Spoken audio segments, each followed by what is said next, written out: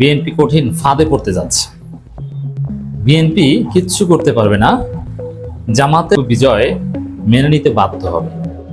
জয় পরাজয় দুইটার একটা হবে, কিন্তু বাংলাদেশের সমস্যা হচ্ছে পরাজয় মেনে নেওয়া যায় না।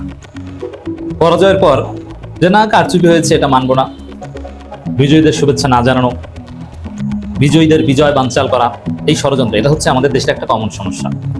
ইউনূসের হাজার সমালোচনা আছে, কিন্তু ইউনূস কোন দিকে যাচ্ছে? যে আমি একটা নির্বাচন দিব, সেটা ফেব্রুয়ারিতে হোক আর যখনই হোক, সে নির্বাচনের পর পরাজিত দল বিজয়ীদের মানতে চাইবে না, পরাজয় মেনে নিতে চাইবে না, বলবে এই কারচুপি অমুক তমুক, পারলে ভাঙচুর করে একদম সব তছনছ করে দেয়। করে বিএনপির জন্য it would be very tough পরাজয় মেনে নেওয়া, কারণ বিএনপি নিশ্চিত ধরে নিয়েছে তারা ক্ষমতায় যাবে। পরাজয় মানাটা কঠিন, নিশ্চিত ক্ষমতায় যাবে এটা ধরে নিয়েই তো তারা চাঁদাবাজি শুরু করেছে। কিন্তু পরিস্থিতি যেদিকে যাচ্ছে তাতে বিএনপির ক্ষমতায় আসার কোনো সম্ভাবনা নেই। সেই জায়গায় প্রফেসর ইউনূসকে নির্বাচন আয়োজন করতে হলে যে বিষয়টা খেয়াল রাখতে হবে, যে এমনভাবে আয়োজন করতে হবে যদি সুষ্ঠু হয়, ফলাফল যাই হোক সেটা যেন মেনে নিতে বাধ্য হয়। 1981 সালে বা ওই টাইমটা কাছাকাছি সময়ে চট্টগ্রাম বিশ্ববিদ্যালয় ছাত্র সংসদে শিবিরের পূর্ণ প্যানেল বিজয়ী হয়েছিল। বিএনপি, আওয়ামী লীগ, জাসদ, অমুক তমুক, ছাত্র ইউনিয়ন সবাই মিলে শিবিরের বিজয়কে তস নস করে দিয়েছিল। শিবিরের প্রায় 250-300 রুম আগুন দিয়ে পুড়িয়ে ফেলে বিশ্ববিদ্যালয় বন্ধ ঘোষণা করেছিল। পরাজয় মানেনি তারা, শিবিরের বিজয় সহ্য করতে পারেন। এটা ইউনূস জানে যে জনগণের ভোটে যদি জামাত বিজয়ী হয় তাহলে বিএনপি তো মানতে চাইবে না, আর জনগণের ভোটে বিএনপি বিজয়ী হলে জামাতের কিছু করার নেই, জামাত অবশ্যই মানবে। জামাত চাঁদাবাজি করেছে, ক্ষমতায় না আসতে পারলে ধরা খেতে হবে, এরকম কোনো সম্ভাবনা নেই।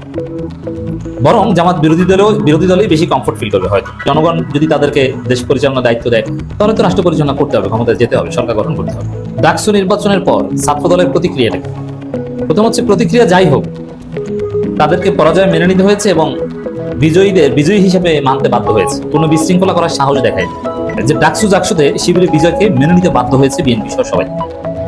কিন্তু জাতীয় নির্বাচনে যে এরকম মেনে নিবে বিষয়টা এরকম নয়। এই জন্য ডাকসুর পরাজিত ভিপি ক্যান্ডিডেট ছাত্র দলের তিনি কিন্তু বলেছেন যে আমাদেরকে ফাঁসানো হয়েছে। তারা যে ভাষায় বলুক না কেন, বাস্তবতা এটা যে নির্বাচনে যাবে, পরাজিত হবে জনগণের ভোটে, পরাজিত হয়ে জাস্ট এতটুকু বলবো যে ফাঁসানো হয়েছে, এর মানে কিছু করার নাই। প্রফেসর ইউনূসের আয়োজনটা এরকম, তিনি ক্যামেরা সহ, তথ্য প্রমাণ সহ বিদেশিদের এনগেজ করে, সারা পৃথিবীকে এনগেজ করে এমন একটা নির্বাচন আয়োজন করতে চান। বিএনপি বা যারাই পরাজিত হোক তারা যেন এই নির্বাচন মানি না কথা বলতে না পারে, যে পরাজিত হলে বলে যে নির্বাচন সুষ্ঠু হয়নি, মানি না, এটা বলার থাকবে না। এই ফাঁদে তারা পড়বে যে নির্বাচনে আসলে জয় পরাজয় যাই হোক মেনে নিতে হবে। এটাই হচ্ছে বিএনপির জন্য ফাঁদ। ইউনূস এটা নিশ্চিত করছেন। যেমন আপনি দেখেন ডাকসু নির্বাচনটা এমন ভাবে হয়েছে, সারা বাংলাদেশের দৃষ্টি এমন ভাবে ডাকসুর দিকে ছিল, সারা বাংলাদেশ সজাগ ছিল গভীর রাত পর্যন্ত, সারা বাংলাদেশ সজাগ ছিল গভীর রাত পর্যন্ত। এদিক ওদিক করার কোনো সুযোগ ছিল না। ফলাফল উল্টাপাল্টা করলে, এমনকি জিএস পদ তারেক রহমান চেয়েছিল, ওটাও যদি দিতে যেত, যারা দিত তাদের পিঠের চামড়া থাকতো না। এখন ডাকসু নির্বাচনের দিকে সারা বাংলাদেশের দৃষ্টি ছিল। এখন ইউনূসের আয়োজন হচ্ছে এরকম যে সারা পৃথিবীর দৃষ্টি থাকবে বাংলাদেশের জাতীয় নির্বাচনের দিকে। এদিক ওদিক করা যাবে না, আর পরাজিত হলে মেনে নিতে হবে।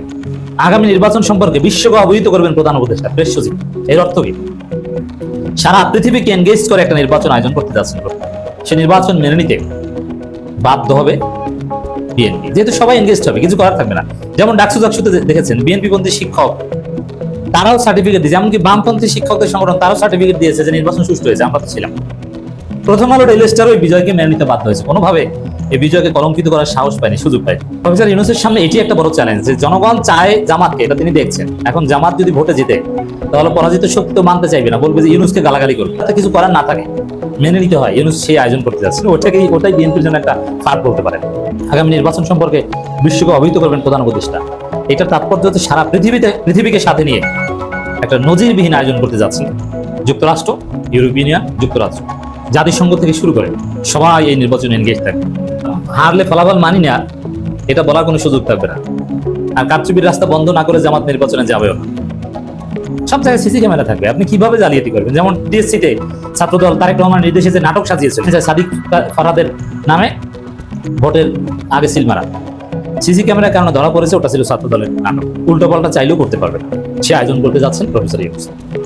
তবে হ্যাঁ, লন্ডন সমঝোতা থেকে তাকে বের হয়ে আসতে হবে, জুলাই সনদ বাস্তবায়ন করতে হবে, সংস্কার বাস্তবায়ন করতে হবে। বিশ্ব নেতারা ইতিমধ্যে আসন্ন নির্বাচন পূর্ণ সমর্থন আশ্বাস দিয়েছে। তিনি বলেন সাম্প্রতিক ডাকসু নির্বাচনের মতোই জনগণ অবাধে ভোট দিতে পারবে। Very important point.